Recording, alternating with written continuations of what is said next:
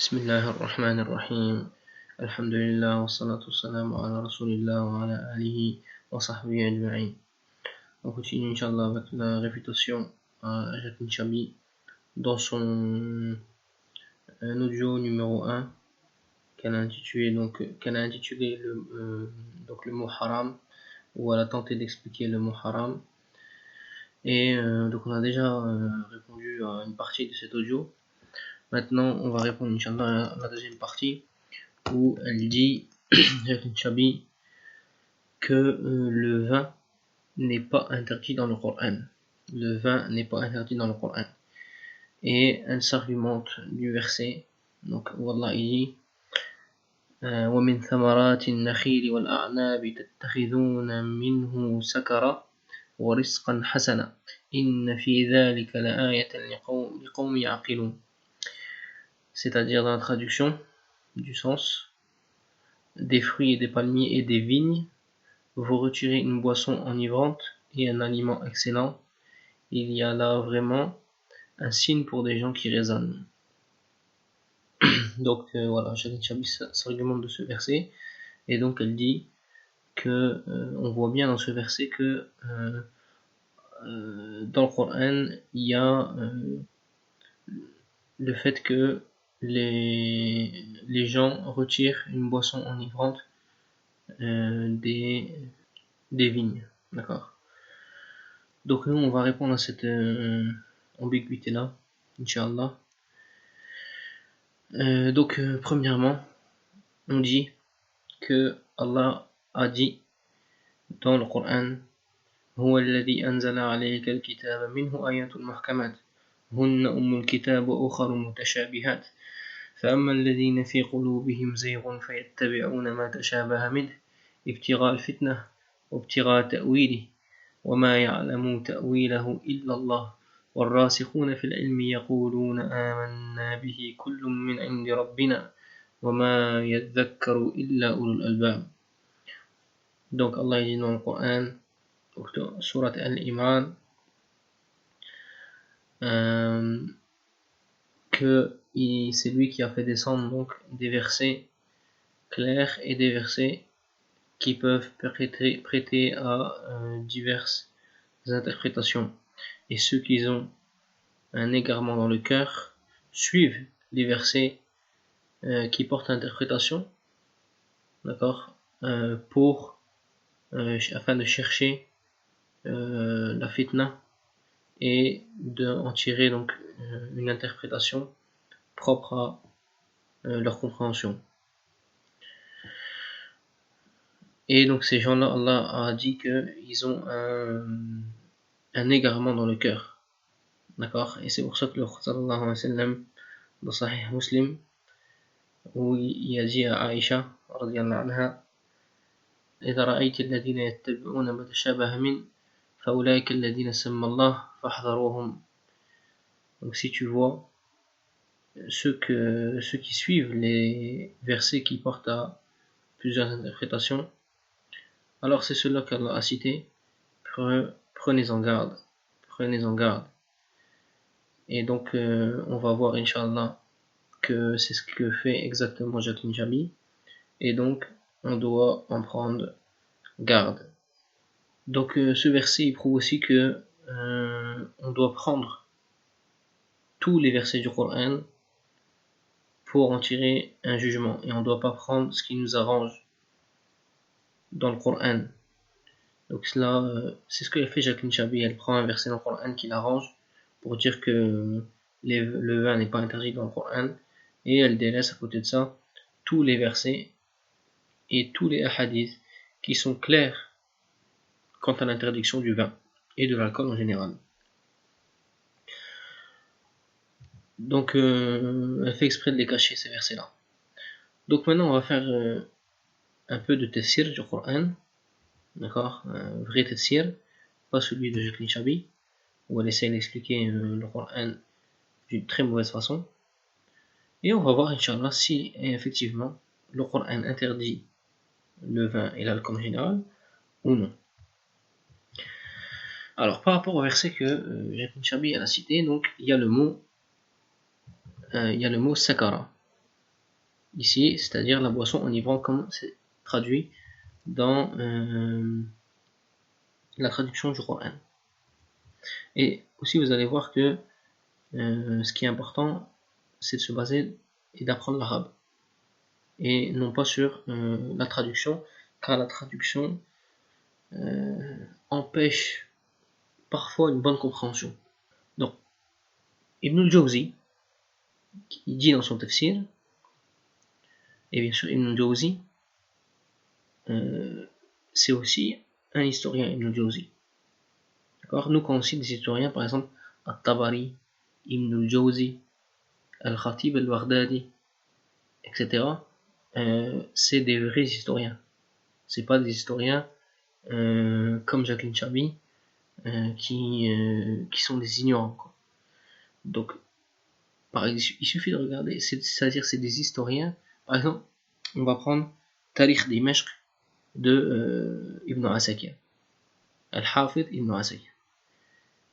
Quand on regarde ce livre, l'histoire de Damas, dedans on va trouver vraiment des choses précises. Par exemple, un tel voilà, est rentré dans Damas alors qu'il y avait tel âge, à tel moment, et puis il est sorti de Damas à tel moment. Ensuite il est parti donc voilà, dans une autre ville, etc. Tout ça pour savoir. En fait, ça a une importance énorme dans le sens du hadith. Pour savoir en fait quand est-ce que les rapporteurs ont pu se rencontrer pour effectivement se transmettre le hadith ou pas.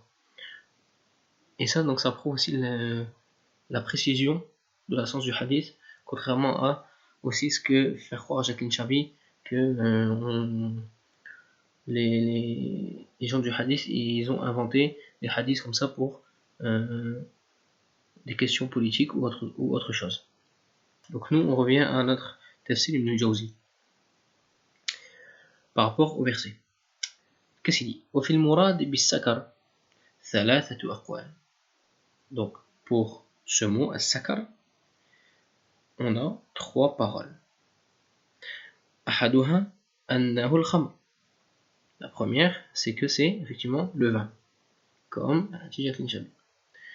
قاله ابن مسعود وابن عمر والحسن وسعيد بن جبير ومجاهد وإبراهيم ابن أبي ليلى والزجاج وابن قتيبة. وروى عمرو بن سفيان عن ابن عباس قال السكر ما حرم من ثمرتها. Alors la première chose, premier avis concernant ce mot as-sakar, c'est que effectivement c'est le vin. Et c'est ce qu'a dit Abdullah ibn Mas'ud, Ibn Omar, etc. Tous ceux que j'ai cités. Donc eux c'est des compagnons. Et aussi c'est l'avis de Abdullah ibn Abbas. Mais qu'est-ce qu'il dit? Écoutez bien, que as-sakar, effectivement c'est kham, mais il dit quoi? Il explique en disant ma hurrima min thamaratiha. C'est une chose qui a été interdite. C'est une chose qui a été interdite. Et c'est ceux qui ont dit que ce qui est voulu ici par ce verset, c'est effectivement le vin. Tous, ils ont dit, il n'y en a pas un seul qui a dit autre que ce que je vais dire, et ce que a dit Ibn al-Jawzi. قال هؤلاء المفسرون وهذه الآية نزلت إذ كانت الخمرة مباحة ثم نسخ ذلك بقوله تعالى فاجتنبوه. وممن ذكر أنها منسوخة سعيد بن جبير ومجاهد والشعبي والنخعي. Alors, ces mufassiroun, ces gens du tafsir qui ont expliqué le Coran, parmi donc les compagnons et les élèves des compagnons, et qui ont dit qu'effectivement c'était le vin. Qu'est-ce qu'ils ont dit? Ils ont dit effectivement donc c'est le vin à l'époque où le vin était encore permis. Thumma nusir. Puis ensuite, ce jugement est abrogé. Ce jugement a été abrogé par la parole d'Allah où Allah dit, en parlant du vin dans Surat al-Ma'idah, fajtanibuhu, écartez-vous-en. écartez-vous-en. Et ceux qui ont dit que c'était un verset donc, qui était abrogé, le jugement était abrogé, il y a Sa'id ibn Jubayr, ou Mujahid, ou Sha'bi, ou Nakha'i. Tout cela, c'est des élèves des compagnons de Prophète sallallahu alayhi wa sallam. Donc c'est par exemple Sa'id ibn Jubayr et Mujahid qui étaient les élèves de Abdullah ibn Abbas. Et Mujahid qui a dit j'ai lu 3 fois le Coran à Abdullah ibn Abbas, le compagnon, et je l'ai arrêté sur chaque verset. D'accord? Donc c'est pour ça qu'ils disent Mujahid, c'est le plus savant dans le tafsir. Et Nakha'i qui est un des élèves de Abdullah ibn Mas'ud. Donc ça c'est le premier avis. Donc déjà on voit dans le premier avis qu'il y a une réfutation à Jacqueline Chabi, car elle dit que le Coran n'interdit pas le vin en s'argumentant de ce verset. Mais comme on l'a vu, ce verset est abrogé par l'autre verset dans Surat Al-Maïda. Et Inch'Allah on va parler de cette abrogation un peu plus en détail après avoir cité les autres avis. والثاني deuxième avis أن السكر الخل باللغة الحبشة رواه الأوفي عن ابن عباس وقال الضحاك هو الخل بلغة اليمن. Alors le deuxième avis qu'est-ce que c'est? C'est que al-sakar dans la langue arabe c'est aussi al-khal, c'est-à-dire le vinaigre. Et c'est ce qu'a dit, ou c'est ce qui est rapporté aussi d'Abdullah ibn Abbas et aussi de Ad-Dahhak. D'accord? Donc ils disent que Al-Sakar ici, c'est pas le vin qui est voulu, mais c'est Al-Khal, c'est le vinaigre. Et donc dans ce cas-là, si c'est le vinaigre, il n'y a aucun problème avec le verset ici, puisque le verset ne parlerait pas du tout du vin. Puis la troisième parole, والثالث أن السكر الطعم أو الطعم يقال هذا له سكر أي طعم.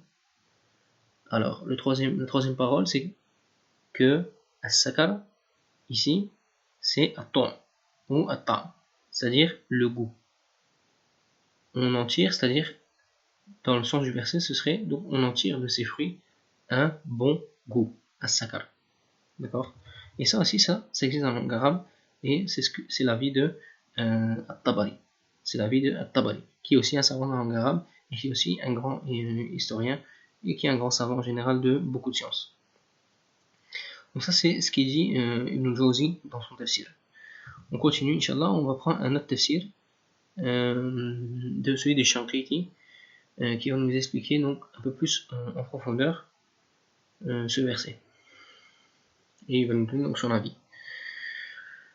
Donc on a déjà dit, donc, il va répéter que As-Sakara c'est Al-Khamr pour certaines personnes, donc effectivement c'est le vin, et puis il va donc dire le deuxième avis, puis aussi le troisième avis, comme on vient de dire. Puis lui il dit, Shanqiti, وإذا عرفت أن الصحيح هو مذهب الجمهور. Donc pour lui, pour Shanqiti, l'avis correct, c'est l'avis que c'est le vin qui est vraiment visé dans ce verset, mais que ce jugement a été abrogé. D'accord? Abrogé, c'est-à-dire, on a dans l'islam ce qu'on appelle un nasikh wal mansukh, l'abrogé et l'abrogeant. Et c'est-à-dire qu'un jugement qui était avant, qui existait, a été changé. Et c'est donc qui a pris un autre jugement. Comme ici, par exemple, al-khamr, avant le vin, c'était permis. Puis, c'est devenu interdit. Et comment on sait ça? Inch'Allah, on va détailler un peu plus. Donc, comment c'est ça? Voilà. Qu'est-ce qu'il dit Shanqiti? فاعلم أن هذه الآية مكية نزلت بعدها آيات مدنية بينت تحريم الخمر وهي 3 آيات نزلت بعد هذه الآية الدالة على إباحة الخمر. Donc, comment on sait que le jugement ici est abrogé, lequel est abrogé, lequel est abrogeant parmi les versets?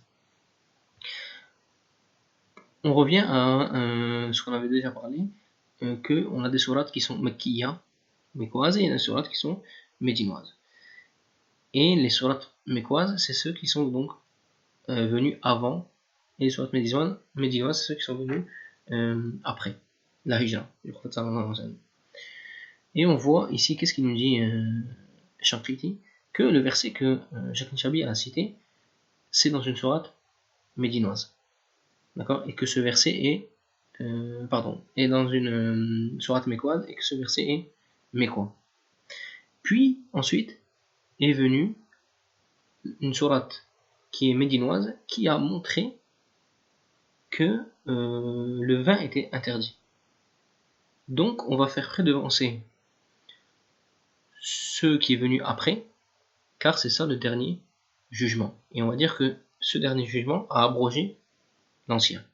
D'accord? Donc, c'est pour ça, parmi les bénéfices qu'on tire de la connaissance des sourates mécoises et médinoises, c'est la connaissance de An-Nasikh wal-Mansoukh, de l'abrogeant et l'abrogé. Donc voilà. Ensuite, qu'est-ce qu'il dit Shanqiti? وهذه الآية الكريمة تدل على تحريم الخمر أتم دلالة وأوضحها، لأنه تعالى صرح بأنها رجس وأنها من عمل الشيطان، وأمر باجتنابها أمرا جازما في قوله فاجتنبوه، واجتناب الشيء هو التباعد عنه بأن تكون في غير الجانب الذي هو فيه، وعلق رجاء الفلاح على اجتنابها في قوله لعلكم تفلحون، ويفهم منه أنه من لم يجتنبها لم يفلح وهو كذلك. Donc ici, Shanqiti il va parler du verset qui est celui qui prend le nouveau jugement, donc l'interdiction du vin. Où Allah il dit, en parlant du vin, donc ça c'est dans Surat Al-Ma'ida, d'accord, dans Surat Al-Ma'ida, qui est une des sourates qui est descendue en dernier. Donc où Allah il décrit le vin en disant que c'est une chose provenant donc du shaitan et que c'est interdit maintenant, fajtanibou, écartez-vous-en. Donc si écartez-vous-en, quand on connaît dans le ilm usul, al-asl fil awamir annaha tufid al-wujub, c'est-à-dire que l'ordre ici veut dire ou signifie l'obligation, donc l'obligation de s'écarter du vin. Et c'est aussi, bien sûr, j'ai trouvé ça aussi, Zamakhshari, qui est un Mu'tazili, qu'ils aiment bien, encore que même elle, Jacqueline Chabi, a dit, donc les Mu'tazila, voilà, c'est ceux qui ont la raison, les rationnels de l'islam. Donc voilà, le rationnel de l'islam, donc parmi les rationnels de l'islam, selon Jacqueline Chabi, donc Zamakhshari dit aussi que le vin est interdit. Donc comment on fait à ce moment-là? Donc pour prouver que Jacqueline Chabi a pris un verset qui l'arrange et elle a délaissé le verset qui a abrogé celui qui l'a rangé. Et ça prouve que Jacqueline Chabi a fait un égarement dans le cœur, comme Allah a dit quand j'ai cité donc le premier verset, où ceux qui suivent les versets en ambiguïté et les versets qui peuvent être interprétés de telle manière et telle manière, c'est les gens de l'égarement qui les suivent ces versets-là, et tout en délaissant les versets qui sont très clairs. D'accord. Dans la sunna maintenant, le Prophète sallam il dit wa kullu muskirin haram, d'accord, kullu muskirin haram wa kullu muskirin khamr wa kullu khamrin haram. Alors le Prophète sallam qu'est-ce qu'il dit? Kullu muskirin haram, tout ce qui est enivrant est haram. Donc clair, c'est clair, tout ce qui est enivrant est haram. Donc le vin est enivrant. C'est pour ça que dans un autre hadith, kullu muskirin khamr, tout ce qui est enivrant est khamr. Wa kullu khamrin haram, tout vin ou tout khamr est haram. Tout ce qui est vin est haram. Donc voilà, donc ça c'est très très clair dans le hadith. Donc c'est un hadith sahih. C'est un hadith sahih.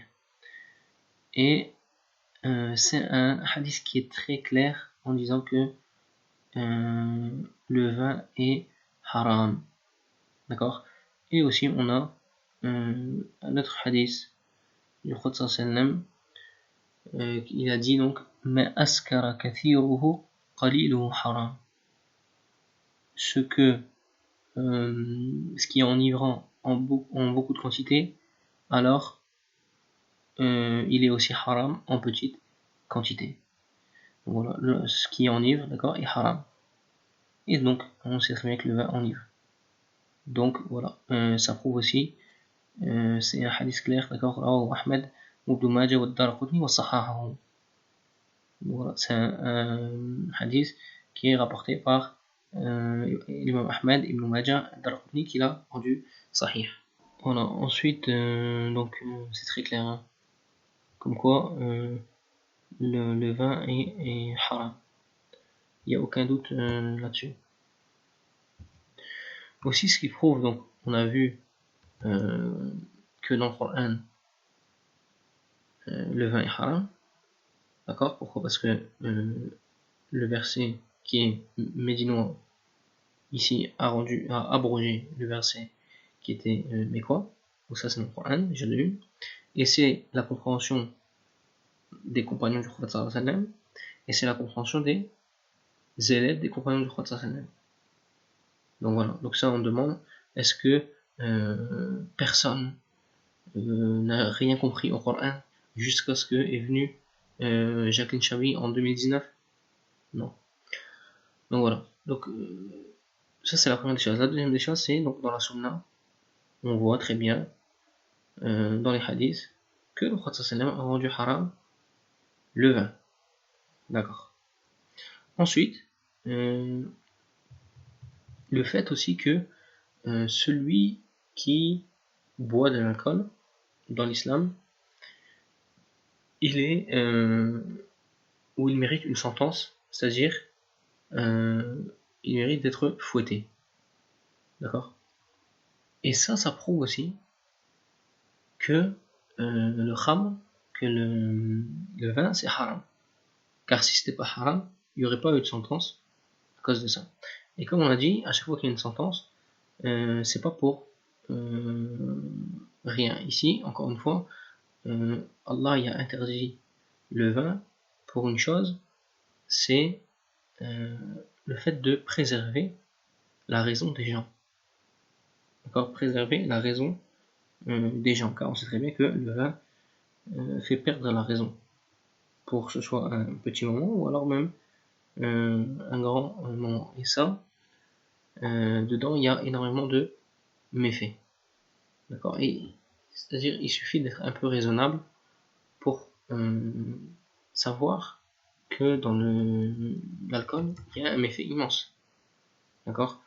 Comme j'avais vu, il y avait une étude là, américaine qui disait donc que la majorité des accidents de voitures, c'est à cause de l'alcool.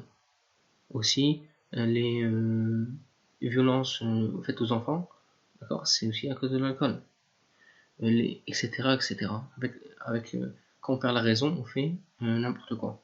Donc, il suffit de réfléchir un petit peu avec sa raison pour savoir que dans le vin, il y a énormément, dans l'alcool, il y a énormément de méfaits. Et regardez où elle veut vous emmener, Jacqueline Chabi, subhanallah.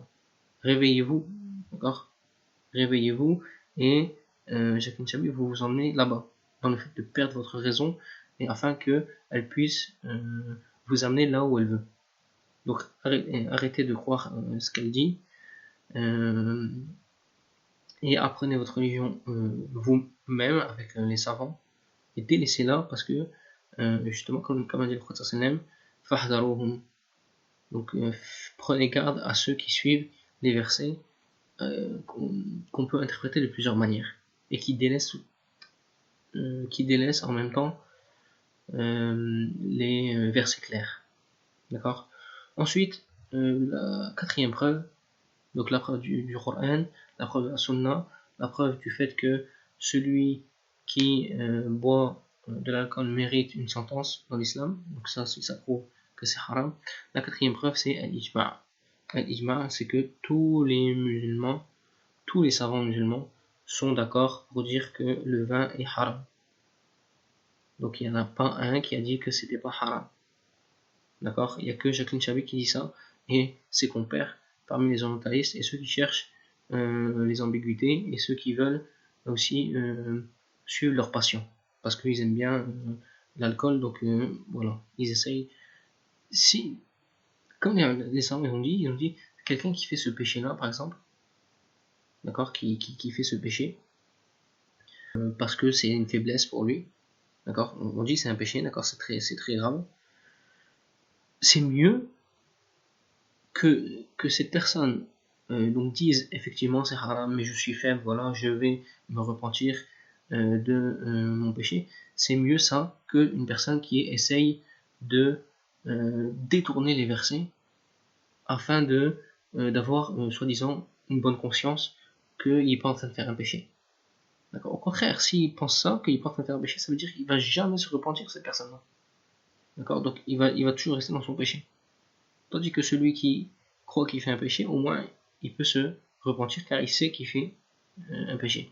Donc al-ijma' sur la question, il y a un consensus sur la question. Tous les musulmans ont dit que le vin est haram. D'accord. Donc voilà. Par exemple, Ibn al-Mundhir, d'accord, dans son livre al-Ijma' justement, ajma'u ala tahrim al-khamr. Ils sont tous d'accord sur l'interdiction du vin. Ibn Qudama qui dit donc dans son livre Al-Mughni, Al-Khamr muharram bil-kitab wa sunnah wa ijma'. Il dit, Ibn Qudama, qui est aussi parmi les grands savants de l'islam, qui a dit donc le vin est haram par le Coran, la Sunna et l'Ijma', comme on l'a montré. Al-Nawawi, dans Sharh Sahih Muslim, وأما الخمر فقد أجمع المسلمون على تحريم شرب الخمر. Le vin, d'accord, tous les musulmans sont d'accord que c'est haram. Donc le vin, quand on regarde bien, ou plutôt l'alcool même en général, a été interdit de manière, a été interdit par étapes. Voilà. Le vin a été interdit par étapes. Donc c'est pour ça qu'avant c'était permis, puis ensuite c'est devenu interdit. On a aussi le hadith, donc très clair aussi, où le prophète sallam il dit لا يزني الزاني حين يزني وهو مؤمن ولا يشرب الخمر حين يشربها وهو مؤمن ولا يسرق السارق حين يسرق وهو مؤمن. Donc je vais traduire ici la partie qui nous intéresse. Personne n'a une foi complète quand il est en train de boire de l'alcool. Et on sait très bien, selon la croyance des gens de la Sunna, que les péchés font baisser la foi. Donc ici, le fait que la personne a bu du vin, ça lui a fait baisser sa foi. Donc ça prouve aussi que c'est un péché, etc., etc. Il y a vraiment énormément de preuves comme quoi le vin est interdit dans le Coran, dans la Sunna, dans l'Ijma', comme on l'a dit, etc. Et puis, donc tout ce qu'on vient de dire, ça prouve la fausseté de la parole de Jacqueline Chabi, qui est vraiment ici, encore une fois, complètement à côté de la plaque concernant le Coran. D'accord, c'est pas étonnant d'ailleurs. Et c'est pour ça Jacqueline Chabi elle dit que ce qui est aussi, qu'est-ce qu'elle dit, donc ce qui est interdit c'est seulement l'excès de vin. D'accord, c'est pas le vin en soi, c'est seulement l'excès. Et on a vu que le Prophète sallam a dit que ce qui est enivrant en grande quantité est haram en petite quantité. Donc voilà, donc c'est pas l'excès de vin qui est haram, non, c'est le vin en soi qui est haram, contrairement à ce qu'a dit Jacqueline Chabi. Et puis elle prouve encore une fois son égarement en disant que le vin c'est halal, c'est autorisé, en disant que il y a une poésie qui est née, qu'on appelle khamriyat, et elle cite un poète qui est Abu Nawas. Donc elle prouve encore une fois des gens qui font ça, donc ça veut dire que c'est bon. Non. Elle délaisse les versets clairs qui sont la base pour tirer des jugements dans l'islam pour prouver l'autorisation du vin parce que telle personne a fait des poésies sur le vin en disant le vin c'est bien, etc. Surtout que Abu Nawas là, il a été critiqué énormément, d'accord. Il y en a qui l'ont accusé donc de zendaka, donc hérésie. Même si bon, le mot zendaka, il faut beaucoup de temps pour l'expliquer ce mot. Alors, zendaka, qu'est-ce que ça veut dire exactement? Bref, en tout cas, ça veut dire que ce qui fait Abu Nawas, le fait qu'il ait été taxé de zendaka, ça veut déjà dire beaucoup de choses. Ça veut dire déjà que c'est un égaré. Donc voilà, donc enfin elle dit donc en disant que les juristes ont rendu donc haram ce que Allah a rendu halal. Regardez-moi ça. Donc les juristes ont rendu haram ce qu'Allah a rendu halal. Donc en fait non. En vue de l'éclaircissement qu'on a fait, c'est plutôt elle, Jacqueline Chabi, qui a rendu halal ce qui était haram. D'accord. Donc encore une fois, mauvais soupçon envers les juristes, alors que les savants de l'islam sont plus savants de l'islam que les orientalistes ou je ne sais qui. D'accord, qui n'ont jamais étudié l'islam de leur vie et qu'ils ont lu une fois le Coran, ça y est, ils pensent que et ils ont compris c'est quoi le Coran. D'accord, et ça y est, ils savent lire l'arabe, ils vont dans un dictionnaire arabe, ils pensent que ça y est, ils peuvent expliquer le Coran. C'est pas comme ça. Eux, ils pensent que c'est comme ça, mais c'est pas comme ça du tout. Voilà, donc elle finit en disant voilà, de nos jours, tout est devenu haram. Donc déjà, non, tout n'est pas devenu haram, d'accord, comme dans le Coran, justement les juristes, comme elle dit, et les savants de l'islam, ils disent donc la base dans les choses, c'est que c'est permis. Donc c'est pas tout qui est devenu haram. Et nous, on dit alhamdoulilah, quand Allah nous rend haram une chose, il nous interdit une chose, parce qu'il y a un bien dedans. Et là, comme on a vu, le fait que Allah a rendu haram le vin et l'alcool en général, ça veut dire qu'il y a un bien dedans. Et ce bien, on le voit, alhamdoulilah, on voit très bien que dans la consommation de l'alcool, il y a un mal énorme. Donc, alhamdoulilah.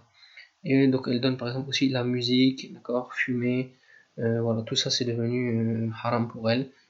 Alors qu'à l'époque du Prophète sallam, c'était pas haram. Donc, les juristes ont inventé des choses et ont rendu haram ce qu'Allah et le Prophète sallam avaient rendu halal. Regardez où elle veut vous emmener, d'accord? Elle veut vous emmener où? À dire que, voilà, allez boire de l'alcool, allez fumer, allez faire, voilà, allez perdre votre raison, d'accord? Alors que moi, je vous invite tout à fait au contraire, c'est-à-dire de délaisser ces choses-là, donc l'alcool, le fumer, etc.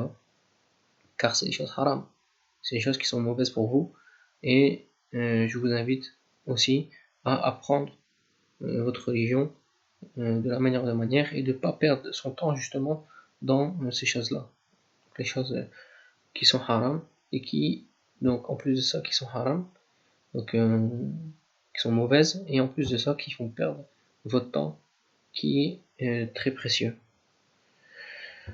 Donc voilà, on a répondu à les ambiguïtés de Jacqueline Chabi concernant cette question.